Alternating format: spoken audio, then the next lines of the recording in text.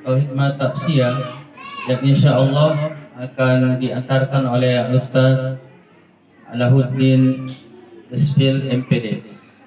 Kepada Ustaz dengan hormat disilakan.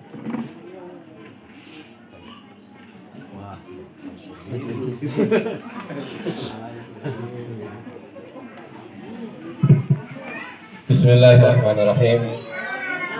Assalamualaikum warahmatullahi wabarakatuh.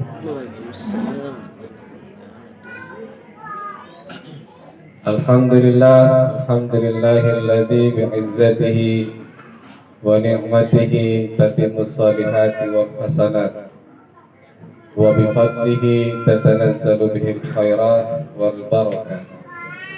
Asyhadu an la ilaha illallah wahdahu la syarika lah wa asyhadu anna Muhammadan abduhu wa rasuluhu wa la nabiyya ba'da.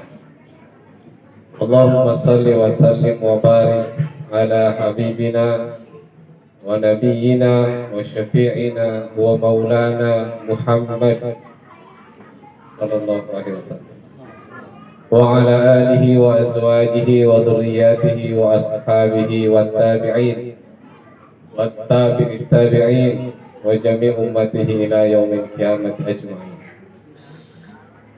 Qala Allah ta'ala a'udzu billahi minasy syaithanir rajim. Tabarakalladzi biyadihil mulk wa huwa 'ala kulli syai'in qadir. Alladzi khalaqal mauta wal hayata liyabluwakum ayyukum ahsanu amala ila akhir. Yang terhormat sahibul bait, keluarga almarhum Bapak Muhammad Irfan, yang terhormat Bapak MC, sahabat saya Ustaz Asruddin SPD MPD, alhamdulillah sudah S2. Yang terhormat korin kita Ustaz Suradit, juga sahabat saya. Jadi alhamdulillah sore ini saya ketemu dengan teman dan sahabat. Yang terhormat segenap tamu, para tetangga sekalian yang dimuliakan Allah Subhanahu wa taala. Pertama-tama tentu sebagai umat Islam kita diajarkan dan dianjurkan untuk senantiasa memuji Allah Subhanahu wa taala, untuk senantiasa bersyukur kepada Allah Subhanahu wa taala. Bahkan dalam sebuah riwayat kita diperintahkan untuk bersyukur itu bukan pada waktu tertentu, tapi kullahin, usykurullaha kullahin. Bersyukurlah kalian kepada Allah Subhanahu wa taala setiap saja, kapan saja. Ala kulli hal, untuk setiap kesempatan, untuk setiap keadaan yang kita rasakan, kita senantiasa bersyukur kepada Allah Subhanahu wa taala. Termasuk pada sore hari ini, hari 40 berpulangnya ke rahmatullah, meninggalnya mungkin salah satu keluarga kita, teman sahabat tetangga kita, Bapak Muhammad Irfan, yang 40 hari yang lalu beliau telah dipanggil Allah Subhanahu wa taala. Di tengah-tengah rasa sedih barangkali keluarga yang masih teringat akan kebaikan, kehangatan beliau, kasih sayang beliau, sedih karena tidak bisa lagi bertatap wajah, bertatap muka, mendengarkan suaranya, mendengarkan nasihat-nasihatnya barangkali.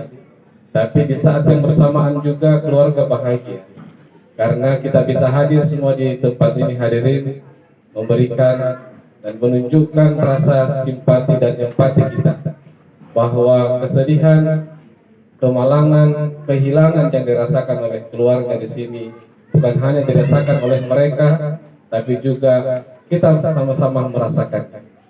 Untuk itu hadirin yang berbahagia, saya dan kita semua tentunya berharap hadirnya kita di rumah ini pada sore hari ini, di samping kita menunjukkan rasa empati kita kepada keluarga, tentu kita berharap kehadiran dan perkumpulan kita pada hari ini juga diridhai oleh Allah Subhanahu wa taala. Maka biasa kita senantiasa berdoa seperti ini. Allahumma ja'al ijtima'ana hadza ijtima'an marhuma Ya Allah, jadikanlah perjumpaan kami, ya Allah, jadikanlah perkumpulan kami pada saat ini menjadi perkumpulan perjumpaan yang penuh dengan rahmat-Mu ya Allah. Waj'al tafarruquna min ba'dihi tafarruqan ma'suma. Kita senantiasa berdoa seperti itu, dan jadikan perpisahan kami nanti ini, mungkin saya akan kembali ke rumah nanti beraktivitas, Ustaz Suradin dan Pak Surudi nanti dengan kembali, bahkan kita akan kembali semua ke rumah dan beraktivitas seperti biasa lagi.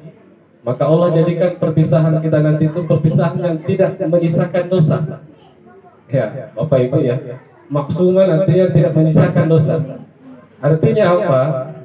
Segala hal yang kita lakukan di sini kita berharap Allah ridhoi. Untuk itu jangan rusak dengan hal-hal yang mungkin Allah tidak ridhoi. Contoh, datang ke tempat sini, mak gosip jina bikin. Itu dari tetanggaku, kayaknya tadi beli durian tidak bagi-bagi. Dari mana kita tahu? Itu banyak depan rumahnya beli durian. Sekarang musim durian Bu ya, mak gosip. Mungkin datang kemari niatnya salah. Maka mudah-mudahan dengan itu yang kita lakukan itu, tapi kita karena tadi sudah berdoa, waj'al tafarruqana min ba'dihi tafarruqan ma'suma, jadikanlah perpisahan kami setelah ini perpisahan yang tidak menyisakan dosa. Mudah-mudahan tadi saya katakan Allah ridho dengan perjumpaan kita ini. Hadirin kaum muslimin jamaah takziah yang dimuliakan oleh Allah Subhanahu wa taala. Sebelum saya masuk sedikit ke apa yang mau saya sampaikan, ada sedikit koreksi barangkali, dan ini senantiasa saya sampaikan. Beberapa malam lalu saya juga diendrekan dalam hal yang sama seperti ini. Kami safari dakwah, tapi tiba-tiba kemudian dekat masjid yang kami tempati safari dakwah ada yang meninggal. Saya diminta untuk isi takziah malamnya. Saya sampaikan juga di beberapa kesempatan, koreksian saya itu berkaitan dengan salam, cara kita menjawab salam. Mau saya tes Bu ya, Bu, ini mudah-mudahan selamanya dan seterusnya tidak salah lagi cara menjawab salam tak. Kita biasa kalau ada orang salam bagaimana Bu? Assalamualaikum warahmatullahi wabarakatuh. Jawabnya bagaimana? Waalaikumsalam warahmatullahi wabarakatuh, atau waalaikumsalam. Mana yang biasa kita pakai? Waalaikumsalam atau waalaikumsalam? Yang benar itu betul Ibu, waalaikumsalam. Bukan berhenti waalaikumsalam. Walaupun kum di situ kan artinya, saya kebetulan guru bahasa Arab. Saya mengajar bahasa Arab kebetulan, jadi sedikit tahu masalah hukumnya, penggunaan kata-katanya di dalam. Orang kan menyampaikan salam kepada kita dengan kalimat assalam, ada alif lamnya di depan. Dalam bahasa Arab itu disebut dengan isim ma'rifah. Sesuatu yang sudah pasti, sudah jelas, definitive word kalau orang bahasa Inggris bilang. Tapi kalau kita jawab waalaikumsalam tidak pakai alif lam, maka dari ma'rifah tadi berubah menjadi nakirah. Artinya nakirah itu tidak jelas salam yang bagaimana yang dimaksud. Tapi kalau pakai alif lam, yang dimaksud di situ adalah keselamatan dari mana? Dan datangnya dari Allah Subhanahu wa taala, dan keberkahan yang juga datangnya dari Allah Subhanahu wa taala. Assalamualaikum warahmatullahi wabarakatuh. Jawabannya waalaikumsalam warahmatullahi wabarakatuh. Satu. Yang kedua, kadang-kala kita salamnya atau salah-salah. Assalamualaikum warahmatullahi wabarakatuh. Pernah Bu dengar begitu salamnya? Assalamualaikum warahmatullahi wabarakatuh. Kalau artis biasa gitu panjang. Sejak kapan ada waw mati di belakang situ? Sehingga dibaca panjang tuh. Pernah ada dengar salam begitu? Atau cepat, Assalamualaikum warahmatullahi wabarakatuh. Saya kalau orang Jawa begitu Pak, saya tidak jawab saya. Kenapa? Saya tahu itu cara menyampaikan salam yang benar. Di tuh itu kata tuh tidak ada waw mati sehingga pendek. Wabarakatuh. Bagaimana Bu? Wabarakatuh. Bukan Assalamualaikum warahmatullahi wabarakatuh. Jadi ya, ini koreksi yang pertama. Yang kedua, ketiga, koreksian ketika salam, biasanya masuk ke rumah, apa yang dibilang? Kum.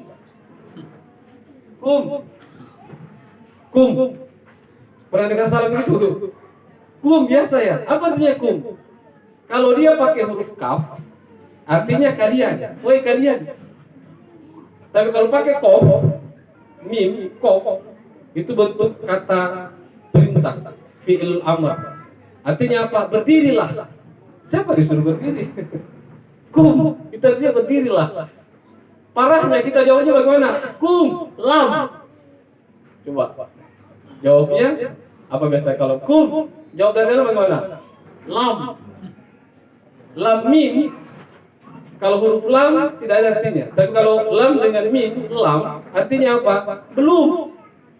Atau tidak. Coba. Tidak nyambung maknanya. Maka Allah Subhanahu wa taala perintahkan dalam Al-Qur'an, wa idza huyitum bi tahiyyatin fa hayyu bi ahsana minha aw misliha.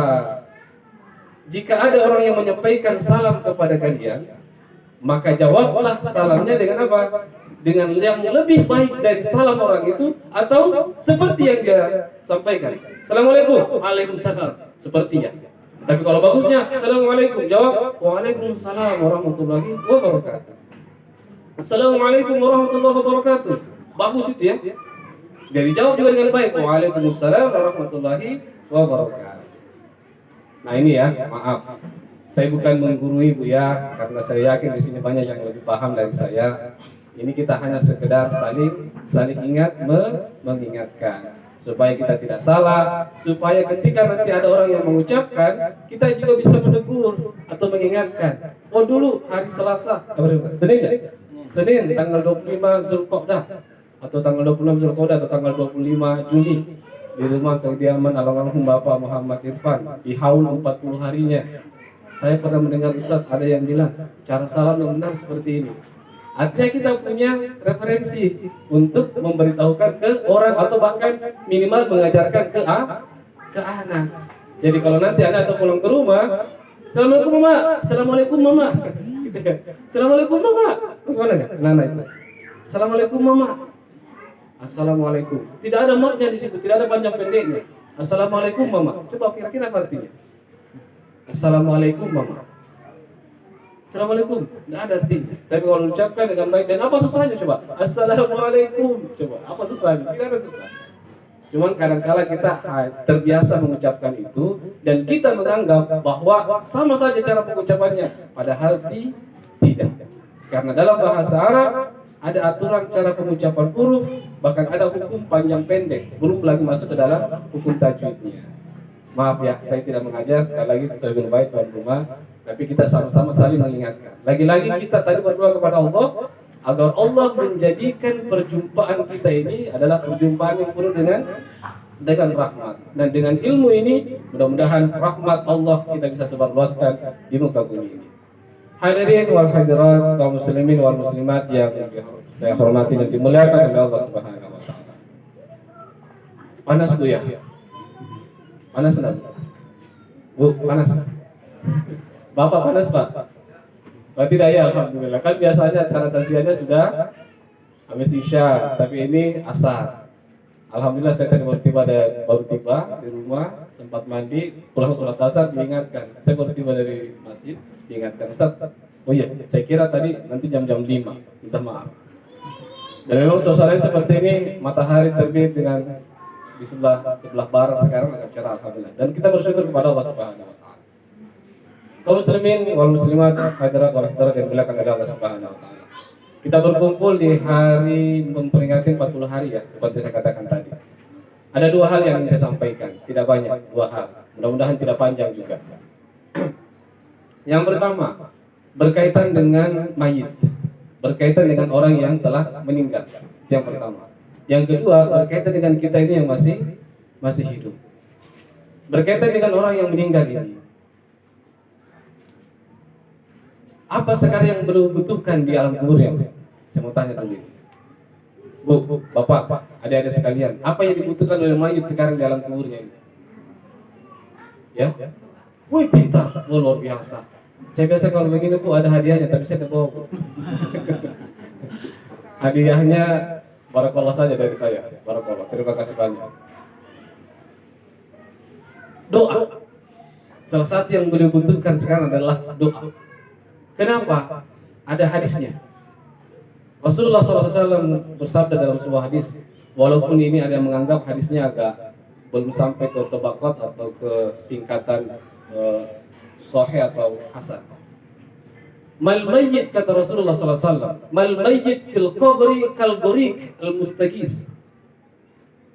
Mayat itu dalam kubur, kata Rasulullah SAW, seperti orang yang tenggelam. Gitu ya. Seperti orang yang tenggelam, yang membutuhkan pertolongan, yang taziru da'wata akhihi. Orang yang tenggelam itu membutuhkan pertolongan, dan pertolongan itu adalah doa. Karena kita mau pergi dalam kuburnya menemani, ada yang bisa, nggak sanggup lagi, Pak. Ada istrinya?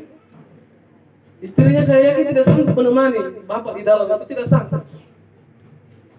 Kita mau kasih apapun untuk menemani dalam kubur, mau dikasih AC kah, lampu kah, atau mau dihiasi kamarnya dipakaikan tehel yang paling mahal, keramik, disediakan wastafel di dalamnya, tidak butuh. Betul nggak? Atau ada nanti yang mau meninggal, pesan sama suaminya, bapak nanti kalau saya meninggal, tolong kubur saya dipasangi AC ya. Saya tidak bisa tidur kalau tidak pakai AC. Bisa nggak kira-kira? Tidak bisa. Mal mayyit, kata Rasulullah SAW, fil qabri kal gharik. Mayit itu dalam kubur, kata Rasulullah, seperti orang yang sedang tenggelam dan membutuhkan pertolongan. Al-mutagawwis, membutuhkan pertolongan. Pertolongan apa? Doa. Dari siapa? Abun. Dalam hadis dikatakan abun, ummun, akhun, aw sadiqun. Dia membutuhkan doa dari keluarganya, bapaknya kah, ibunya kah, kalau dia punya bapak, punya ibu, saudara kah, teman-teman kah, atau anak ketika dia punya anak, atau follower ketika dia punya follower. Ada follower tak? Apa itu follower itu? Ibu ada yang kita tahu follower? Follower ya, follower. Ini jawaban pasti sekarang orang sudah tahu follower. Ada follower tak? Nanti kita bahas sedikit masalah follower ya. Ada follower tak, Om? Saya tidak ada follower karena saya tidak main di yang begitu-begitu ya. Saya tidak mau, biasa saja. Dia butuhkan doa dari orang yang masih hidup tadi, yang masih ada di atas bumi. Dan Bu, dalam hadis itu Bapak sekalian, dalam hadis dijelaskan, ketika doa itu datang, ini dia gambarannya ya. Ketika seorang mayit di alam kuburnya ini mendapatkan kiriman doa dari orang-orang yang masih ada di atas bumi tadi, yang masih hidup tadi, gembiranya mereka luar biasa. Bahkan dalam hadis dikatakan mereka tidak lagi membutuhkan dunia dan seluruh isinya dibandingkan dengan doa itu tadi. Dengan doa itu tadi. Maka dalam sebuah hadis lagi dikatakan Rasulullah SAW, karena Rasulullah SAW idza faragha min dufnil mayyit waqafa alaihi wa qala istaghfiru li akhikum, kata Rasulullah SAW. Rasul dalam hadis riwayat Imam Abu Daud, beliau mengatakan ketika Rasulullah SAW telah selesai menguburkan mayit, kemudian Rasul berdiri di atas samping kubur itu. Kemudian Rasul berkata kepada sahabat, istaghfiru li akhikum, mohonlah doa pengampunan kepada Allah Subhanahu wa taala untuk saudara kalian, untuk teman kalian, untuk sahabat kalian yang telah meninggal ini. Rasul saja memerintahkan itu. Ini Rasul mencontohkan. Jadi ini juga Bapak sekalian, Ibu sekalian, hadirin sekalian, menjadi pelajaran dan ini juga menjadi dalil bahwa ketika telah dikuburkan mayit, kita juga masih bisa berdoa di pinggir kuburannya. Walaupun kadang-kala orang langsung ada yang pergi ya, ada yang meninggalkan, tapi ada dasarnya. Mendoakan mayit di pinggir kuburannya. Atau ada juga ulama mengatakan mendoakan yang dimaksud bukan berarti harus berdiri di samping kuburnya, tapi juga bisa mendoakan di tempat lain. Kenapa? Karena mungkin ada orang yang tidak memiliki kesempatan menghadiri acara pemakamannya, maka boleh mendoakan dari tempat yang lain, bizahril ghaib, secara ghaib di tempat yang lain. Tapi intinya dari hadis ini adalah salah satu yang dibutuhkan oleh mayit ketika mereka ada dalam kuburnya itu adalah doa dari orang yang masih hidup. Kenapa? Karena dia sudah tidak bisa berdoa. Ada mayit yang bisa berdoa, Bu? Tidak ada. Walaupun barangkali di alam barzakh nanti Walaupun di alam barzah, di alam kubur itu orang masih bisa bicara, tapi dalam dimensi yang lain. Maka pernah Ali bin Abi Thalib, sahabat dan menantu Rasulullah SAW, pernah ingatkan juga kepada kita dalam sebuah kaumnya yang masyhur, dalam sebuah perkataannya yang masyhur. Ad-dunya amalun bila jazaa, wal kubur wal akhirah jazaa'un bila amal.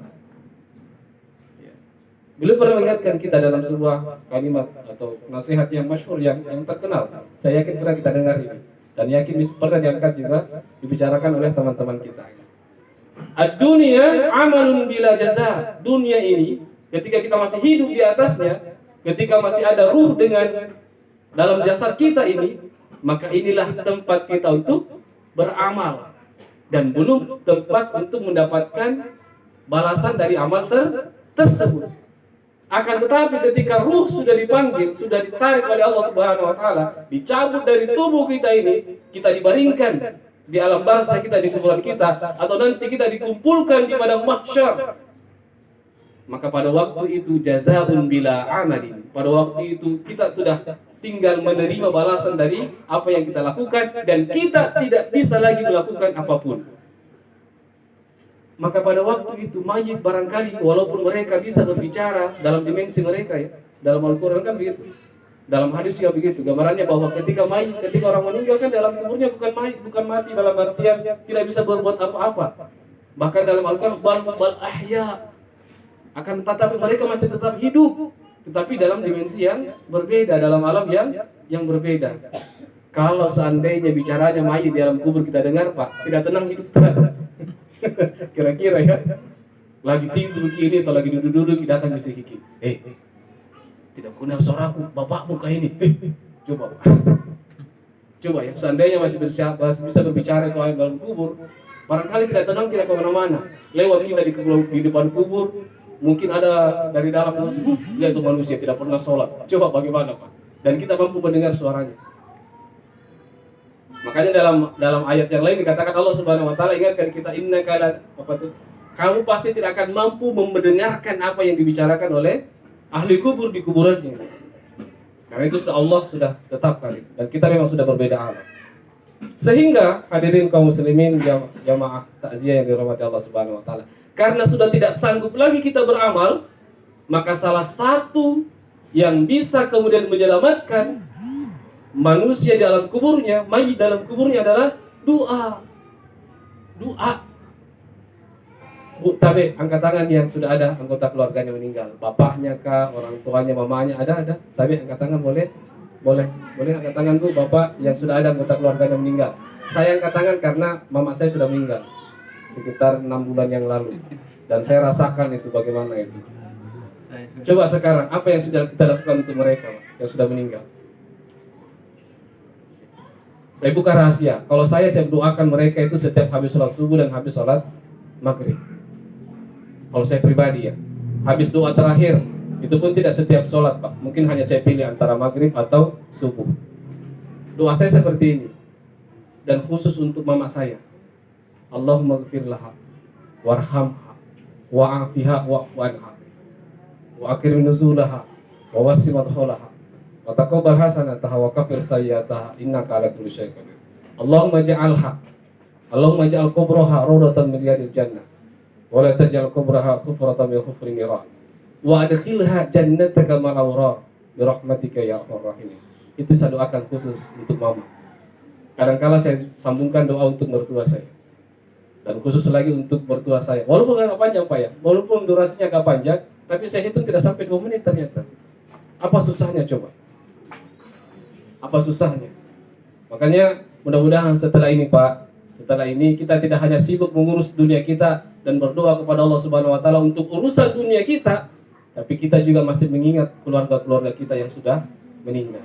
Kadang-kala saya juga kalau waktu-waktu tertentu habis sholat fardu, saya berdiam sejenak. Saya mengingat nenek-nenek yang pernah waktu kecil masih saya ingat wajahnya. Maka saya sebut satu-satu namanya. Kalau saya tidak tahu namanya, misalnya nenek ini. Tidak apa-apa, saya akan doakan. Kenapa? Karena kalau kita mendoakan secara spesifik, secara khusus, maka doa itu sampai juga secara khusus. Tapi kalau umum, coba bagaimana? Dari atas ini ya, dari atas misalnya ada helikopter lewat, lempar uang dari atas. Apa yang terjadi, Bu? Pak, ada helikopter, pesawat lewat ini, melempar uang dari atas ke bawah, apa yang terjadi? Semua orang akan rebutan. Tapi coba kirim lewat Tiki, JNE. Pasti salah alamat atau tidak?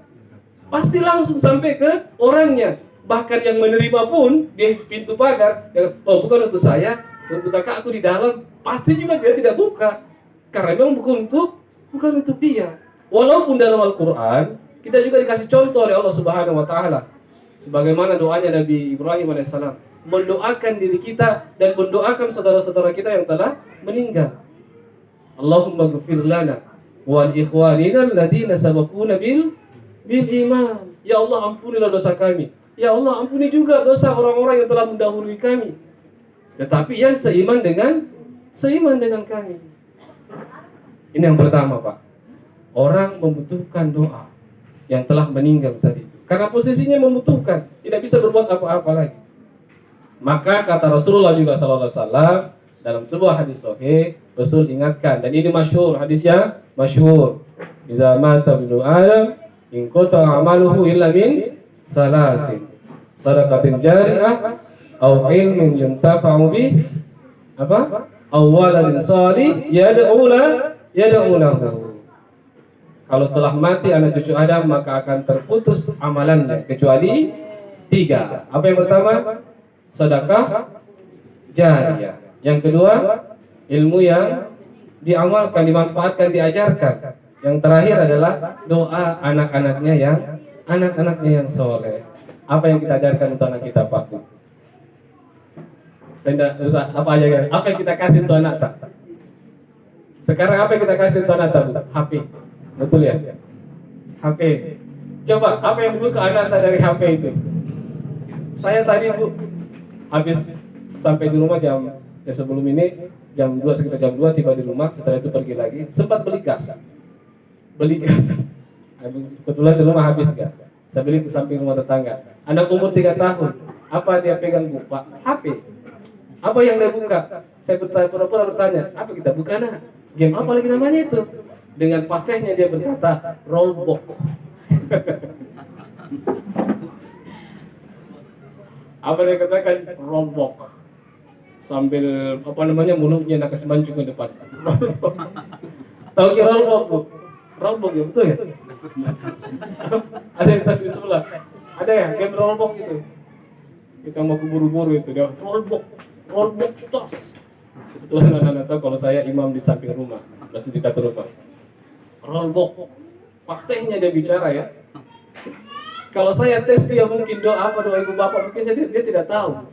Dan saya yakin dia tidak tahu. Coba, Pak. Anak umur 3 tahun, 4 tahun, 5 tahun, pegangannya adalah HP. Tapi mainannya apa di dalam? Roblox. Itu yang kelihatan, belum yang lain lagi. Salah tadi Ustaz. Boleh tidak? Silahkan. Kasih anaknya HP yang paling canggih, mau yang harga 2 juta, mau yang harga 11 juta, terserah. Tapi yang harus kemudian kita juga bekali mereka, bukan hanya kasih HP, tapi ajarkan dia ajaran agama kita. Ajarkan dia cara berdoa, ajarkan dia cara mendoakan orang tua. Saya kadang-kala menjadi panitia seleksi mahasiswa atau siswa baru. Satu yang saya ujikan dari mereka dari materi-materi akademik, saya uji mereka doa. Doa ini yang mana itu, lihat? Coba. Yang mana itu? Mudah-mudahan bukan anak tak ya. Bukan mudah-mudahan anak tak. Doa yang sederhana saja dia tidak tahu. Bahkan saya bilang, Dek, nak, kalau kamu sudah sholat biasa berdoa. Kadang-kadang Ustaz, biasa kita doakan mama tak, bapak tak kalau sudah kita doa. Kadang-kadang Ustaz, bagaimana doanya? Yang bagaimana depannya Ustaz? Bagaimana depannya? Saya kasih pancingan. Robbi ghafirli. Udah sambung. Robbi ghafirli warhamni wajburni warhamni warzuqni wahdini wahfini wa'afini. Coba. Saya pancing Robbi ghafirli. Bagaimana depannya Ustaz? Bu, saya tidak magang pun ini. tidak bakal kebetulan. Kalau bisa dipresentasikan dari 50 anak-anak yang saya uji, hanya 1 uji yang tahu itu doa.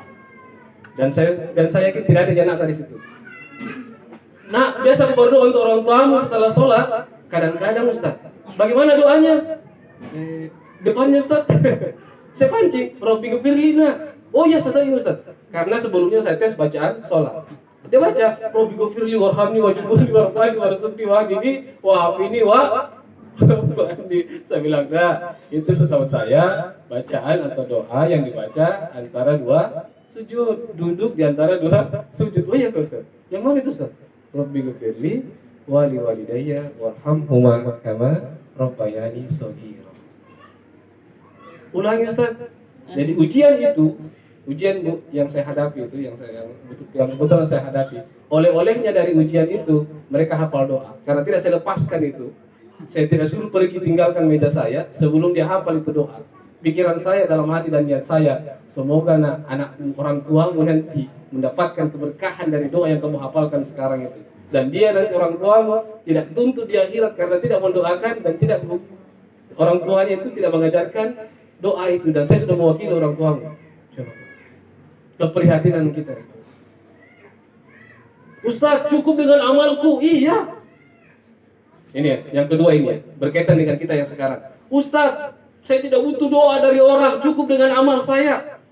Ustaz, saya sudah tidak butuh doanya orang. Bagus mi sholatku. Iya. Ustaz, saya sudah tidak butuh doa dari orang. Saya sudah zakat, saya sudah sedekah, saya sudah puasa, saya sudah umroh, saya sudah haji. Tidak butuh lagi.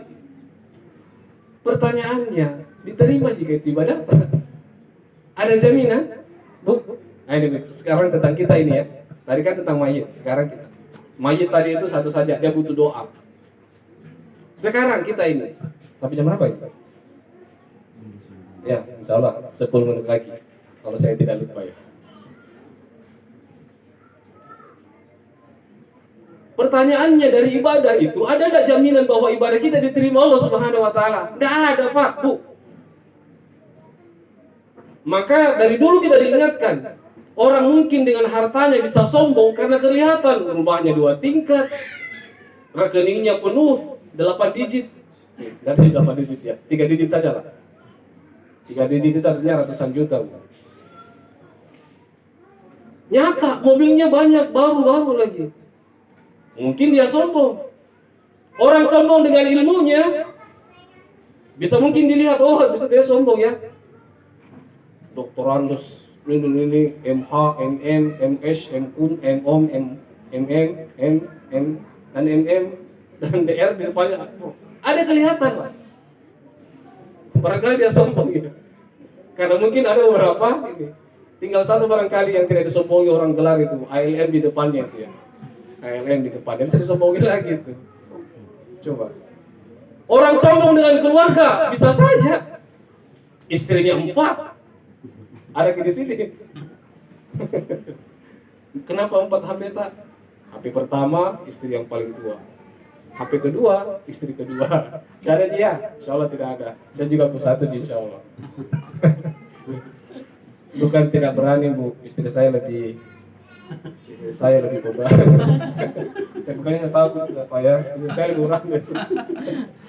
Enggak, istri saya tahu kemampuan saya dan tahu ilmu saya, makanya beliau aman-aman saja. Ketika ditanya dan ketika kita berdiskusi masalah poligami, istri saya paling tenang. Kenapa? Dia bilang, saya tahu ilmunya Bapak dan saya tahu kemampuannya Bapak. Maka dia aman. Sudahlah. Aman. Sombong dengan anak, mungkin dia jejer anaknya 12, kita baru 1, bisa dibanding. Tetapi kalau sombong dengan amal, hati-hati. Sombong dengan amal, kapan kita sombong dengan amal, maka seketika itu amal itu akan hangus. Coba. Maka tidak ada alasan kemudian kita membanggakan amal kita, karena tidak ada jaminan amal itu diterima oleh Allah Subhanahu wa taala. Karena ketika kita beramal, beribadah, kan syaratnya 3 aja. 3. Apa syaratnya diterima amal? Ibadah, apa syaratnya diterima ibadah? 1. 2 juga kalau nggak salah. 1. Ayyakuna masyru'an. Harus sesuai dengan syariat. Itu saja itu. Ayyakuna masyru'. Harus sesuai syariat. Sholat harus sesuai syariat. berdiri menghadap kiblat, mulai dari niat takbiratul ihram ditutup dengan salam. Sholat subuh 2 rakaat. Kalau mau ditambah-tambah berarti tidak sesuai dengan syariat. Harus masyru', harus sesuai dengan syariat. Yang kedua, mukhlis, harus dilaksanakan ikhlas karena Allah Subhanahu wa taala. Kita tidak ada niat melaksanakan ibadah tersebut kecuali hanya untuk mendapatkan ridhonya Allah Subhanahu wa taala. Maka dalam redaksi doa iftitah ya. Doa iftitah kan biasa begitu, yang biasa baca, ini wajhtu wajhiya lillazi fataras samawati wal arda hanifan musliman. Saya menghadapkan wajah saya, inna sholati wa nusuki wa mahyaya wa mamati lillahi rabbil alamin. Itu kan doa kita. Tapi walaupun saya bukan itu saya baca kalau untuk iftitah. Saya bacanya Allahumma ba'id baini wa baina khotoyaya kama. Saya bacanya itu. Tapi dua-duanya benar. Ada redaksi hadisnya, ada dasar hadisnya, ada dalilnya dari Rasulullah SAW. Tapi intinya yang pertama tadi, dalam doa itu kita berkata, inna sholati wa nusuki wa mahyaya wa mamati lillahi rabbil alamin. Ibadahku dan hidup matiku ini kupersembahkan hanya untuk Allah Subhanahu wa taala. Itu ikhlas. Tapi saya yakin kita tahu kadang-kala ujian di hati itu banyak. Kita sudah sholat Pak, kadang-kala kita membandingkan dengan orang lain. Ya, kadang-kala kita membandingkan dengan orang lain.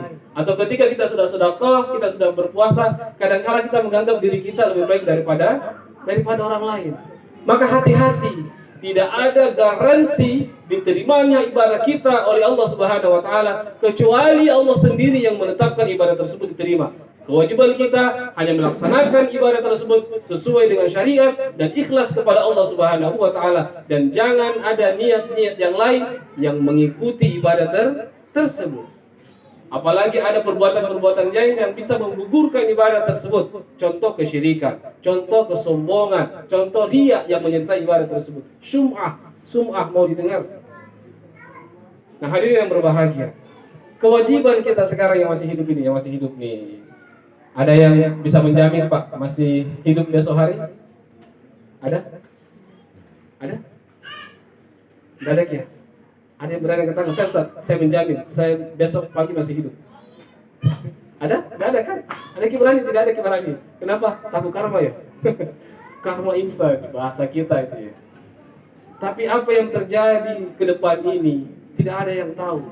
Hanya Allah Subhanahu wa taala yang tahu.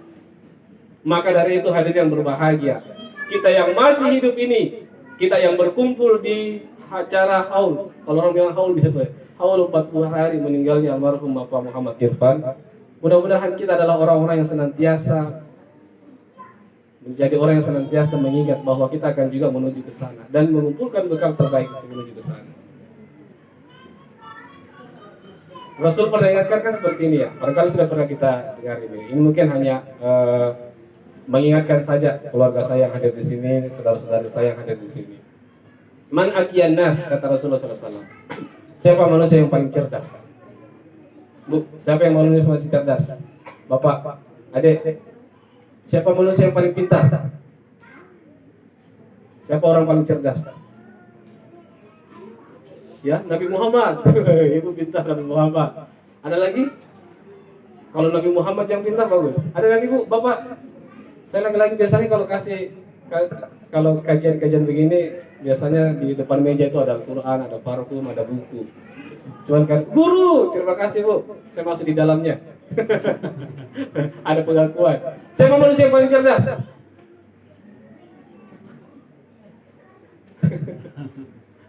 Siapa Bu? Pak? Man akiyan nas, kata Rasulullah SAW bertanya kepada sahabatnya. Betul. Sahabat menjawab, ya Rasul, manusia yang cerdas itu yang menghafal Al-Quran, yang menguasai ilmu langit dan bumi, yang ini, yang mampu berbicara dengan baik. Kata Rasulullah, kalah. Bukan itu, sungguh bukan itu, kata Rasulullah SAW. Manusia yang paling cerdas, akiyan nas, kata Rasulullah SAW, man aksarul mauti zikran. Coba, standar kecerdasan, kata Rasulullah SAW. Manusia yang paling cerdas adalah orang-orang yang paling banyak ingat mati. Coba. Orang yang paling cerdas, kata Rasulullah, orang yang paling banyak mengingat kematian. Sudah berhenti? Belum. Ini kan kita ingat mati terus gini, ingat mati, ingat mati, ingat mati. Bahkan ada lagunya itu ya, bagaimana lagunya Bapak? Ingat mati kan ada lagunya itu, ingat mati, ingat mati, ingat mati. Tapi apa yang dilakukan itu ketika mengingat mati? Rasul menjelaskan, man aksaru lil mauti zikron wa ahsanuhum li istiqbalihi isti'dada. Orang yang paling cerdas kata Rasulullah SAW adalah orang yang paling banyak mengingat kematian dan yang paling bagus persiapannya untuk menghadapi kematian tersebut. Itu orang yang cerdas. Ya, halo? Halo? Pulang dari sini kita dapat ilmu ya sama-sama. Pulang dapat ilmu dan juga pulang dapat sama-sama saling mengingatkan. Ad-dinu an-nasihat kata Rasulullah. Agama Islam ini adalah nasihat. Nasihat untuk kita semua.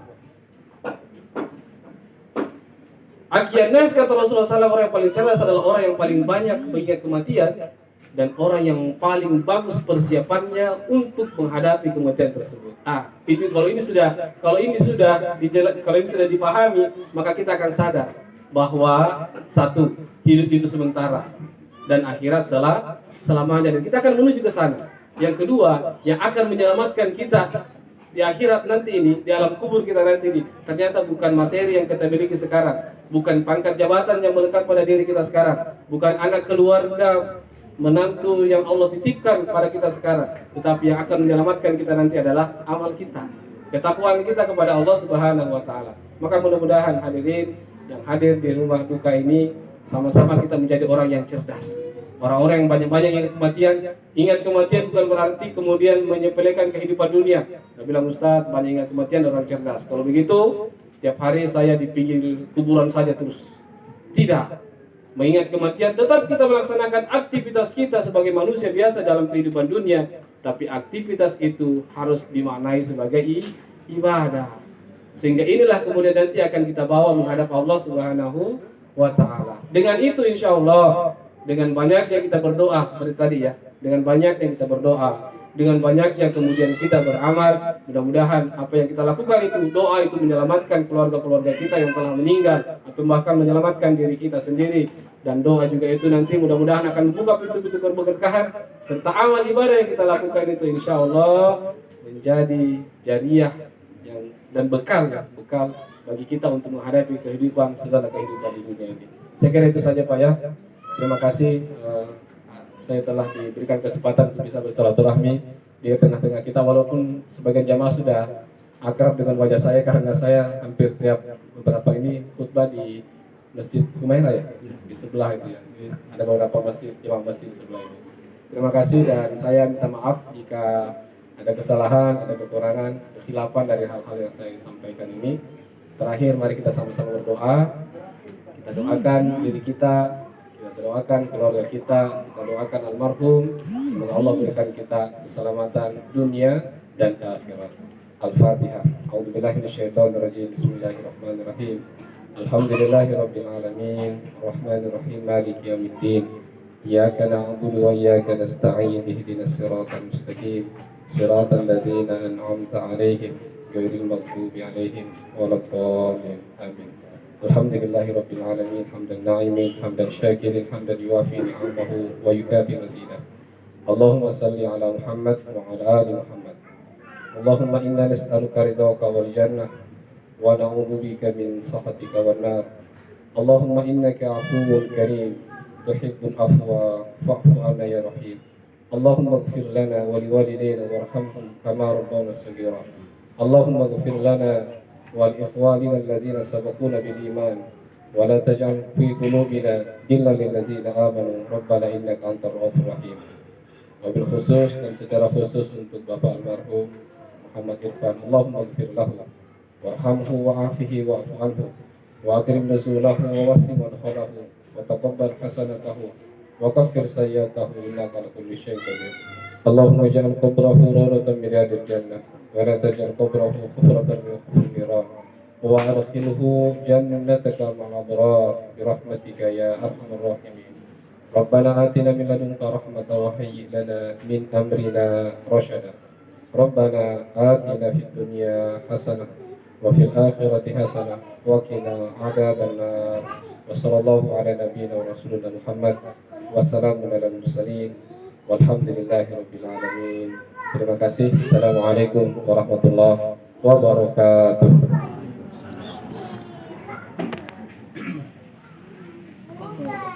Hadirin yang insyaallah dirahmati Allah Subhanahu wa taala, demikianlah telah kita dengarkan bersama ceramah khutbah taksiyah yang dalam memperingati 40 hari atas meninggalnya almarhum Bapak Muhammad Irfan. Semoga insyaallah apa yang disampaikan oleh Ustaz dapat kita pahami dan insyaallah dapat kita amalkan dalam kehidupan kita sehari-hari. Ada banyak ilmu tadi yang bisa kita pahami dan bisa kita dengan dalam kehidupan kita sehari-hari bisa kita amalkan insyaallah. Amin ya rabbal alamin. Dan mewakili keluarga mengucapkan terima kasih kepada Ustaz atas kesediaannya menyampaikan ceramah kepada hadirin semuanya. Bapak Ibu hadirin yang insyaallah dirahmati Allah Subhanahu wa taala, demikianlah rangkaian acara haul 40 hari almarhum Bapak Muhammad Irfan pada sore hari ini. Sebelum kami akhiri, kami mengucapkan terima kasih mewakili keluarga kepada seluruh hadirin, Bapak Ibu, saudara, tetangga, keluarga besar almarhum yang alhamdulillah bisa hadir pada kesempatan sore hari ini. Dan selanjutnya juga kami mewakili keluarga memohon maaf yang sebesar-besarnya jikalau dalam acara ini ada hal-hal yang kurang berkenan, ada hal-hal yang kurang tidak sesuai dengan harapan kita. Sekali lagi mewakili keluarga memohon maaf yang sebesar-besarnya. Selanjutnya mari kita menutup acara ini dengan bersama-sama membaca hamdalah alhamdulillahirabbil alamin, dan kami persilahkan kepada Bapak Ibu hadirin semua untuk mencicipi ala kadarnya yang telah disiapkan oleh keluarga. Dari kami kurang dan lebihnya mohon dimaafkan. Billahi taufiq wal hidayah. Wassalamualaikum warahmatullahi wabarakatuh. Waalaikumsalam warahmatullahi wabarakatuh.